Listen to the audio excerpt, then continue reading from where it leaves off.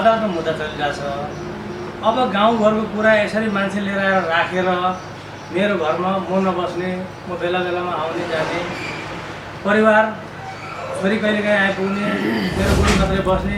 फेरि मैले माथिबाट देखेँ कि यहाँ मारपिटाइ सुरु भइरहेछ। मैले केही गर्न सक्दिनँ, डर पनि लाग्यो। अचानक मान्छेहरू आएर, बाहिरको मान्छे आएर मारपिटाइ गर्दाखेरि डर लाग्यो।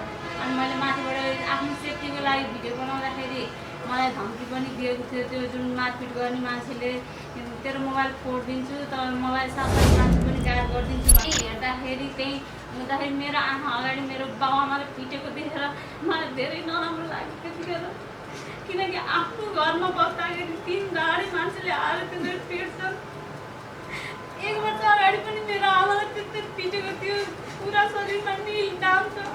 अहिले जुन ठुलो बाबुले अङ्कल भन्ने मान्छेले आफ्नो बुवाहरूलाई गाली गर्दा यति नराम्रो गाली गरेर त्यो दिन त्यो गालीको शब्द सुनेर मलाई धेरै नराम्रो लाग्यो। हामी छोरीचेली कहिलेकाहीँ पाहुनाबाट जाँदाखेरि त्यो घर बस्नु सक्नु छैन। जता गए पनि डर, जता गए पनि डर। कहिले के गरिदिन्छु भन्छन्, कहिले के गरिदिन्छु भन्छन्। हजुरहरूको तर्फबाट केही सहयोग मिल्छ भने हामीलाई सहयोग गरिदिनु, हामीलाई बाँच्न। निस्केको मान्छे भोलि झुन्डेर मर्दा मान्छेले म मरेर जाउँला के भन्लान्, म बिख खाएर मरौँ के भन्लान्। बाँच्ने स्थिति चाहिँ छँदै छैन। बाँच्ने स्थिति नभएपछि मैले यो गुहार लगाएको हो। यो अन्तिम गुहार हो मेरो। अब योभन्दा अन्तिम भने कानुनको सरकार बनाएको छ, म काठमाडौँसम्म पुग्छु, तर कसरी पुग्ने हो त्यो मलाई थाहा छैन, तर पुग्न चाहिँ पुग्छु। मेरो केही न्याय भएन भने म त कि त मर्न पर्यो कि त अन्तिम ठाउँसम्म पुग्न पर्यो। यस्तो अवस्थामा पनि पुलिस के भन्छ, गुहार नसुनिदिने, लगेर उल्टै थुनिदिन्छु भनेर भन्ने, वडा अध्यक्षले सुनिदिने, गाउँको मान्छे आफ्नो कामधन्दा छोडेर मेरो लागि आज दाइ बस्नुहुन्छ अरे भनेर आज पुलिस चौकी बोलायो। आएर दिनभरि बस्यो। 5 दिनसम्म बस्दाखेरि त्यो मान्छेहरू घरमा कामधन्दा होला, हासिमको पछाडि सबै छोडिदिन्छ हिँड्न। यो सबै गराएको हो, यो सबै योजनाबद्ध काम गरेको हो दाइले। यो मान्छे सबै हटाइ हातपात गर्छ, त्यसको पनि केही कानुन व्यवस्था होला।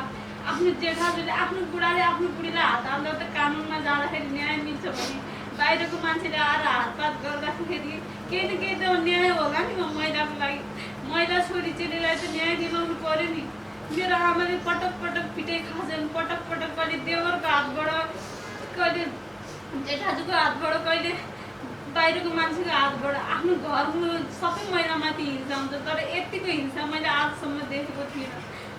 जेठाजु भएर आफ्नो बुहारीलाई गाली, यति नराम्रो नराम्रो गाली गर्ने, मारपिटाइ गर्ने, अनि त्यसपछि धम्की दिने। आफ्नो दाजुभाइमा जेसुकै होस्, तर बुहारी भनेर त बुहारी हो नि, तर बुहारी भनेर त बुहारी हो नि। उसलाई सम्मान चाहियो, इज्जत चाहियो। मारपिटाइ पनि उसैलाई, टर्चर पनि उसैलाई। अनि उसको साथसाथ हामीलाई त्यो घरमा कोही पाहुना गयो भने पनि नराम्रो दृष्टिले हेर्छन्।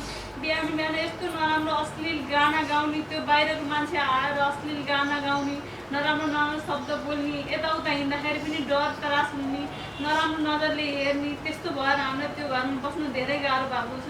त्यो घरबाट हामीलाई जतिखेर पनि टर्चर मात्र आइरहेको छ। विनम्र अनुरोध गर्छु, म एकदमै पीडित छु होइन, म एकदमै पीडित छु। मिल्छ भने मलाई बाँच्ने आधार मलाई केही नदिलाओस्, कसैले केही पनि नदिलाओस्। कम्तीमा म बसेर यो संसारमा बसिरहेको छु, खाइरहेको छु। जुन दिन अदालतले, सामान्य अदालतले जुन दिन निर्णय गर्छ त्यो दिन चित्त बुझ्दो छ भने स्वीकारौँला, चित्त बुझ्दो छैन भने माथि जाउँला होइन। तबसम्म त बाँच्ने एउटा आधार हुनु पऱ्यो नि। केही छैन मसँग आधार। खेतमा गए खेतमा छिर्न नदिने, घरमा गए घरमा छिर्न नदिने, बगैँचामा गए बगैँचामा छिर्न नदिने। तेरो नाउँमा केही पनि छैन, जहाँ छ त्यहाँ जा, अदालतमा खोज्न जा। अदालतको काम तरिकाबद्धले हुन्छ। उहाँले भनेर मैले भनेर हुँदैन होला। अदालतमा झगडा गर्न जा, अदालतमा के गर्ने, जुन दिन निर्णय हुन्छ त्यो दिन हुन्छ। अहिले मलाई बाँच्ने आधार मलाई गराइदिनु पऱ्यो हजुरहरूले। त्यही भन्दै आफ्नो 2 शब्द यहीँ टुङ्ग्याउँछु।